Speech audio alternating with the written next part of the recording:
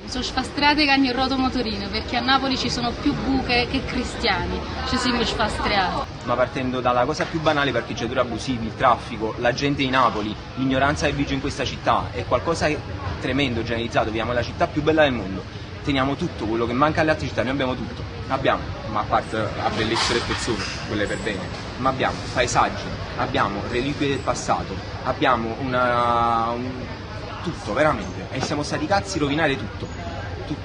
Quindi per Vita te... Sider, tenimmo Pompei, quale altra città al mondo tiene delle testimonianze storiche con la portata?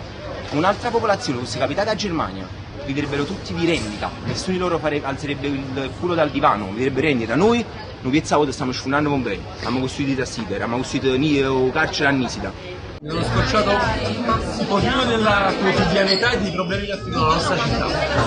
Di cosa in particolare? Ma sai, la criminalità, il modo di pensare un po' retrogrado, non sta.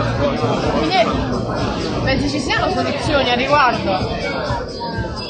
Sono molto difficili le soluzioni, bisognerebbe scavare proprio in delle cose molto classiche che non fanno parte del nostro Quindi sei mondo poco di vivere. speranzoso? Sono poco speranzoso, esatto, però resto a Napoli perché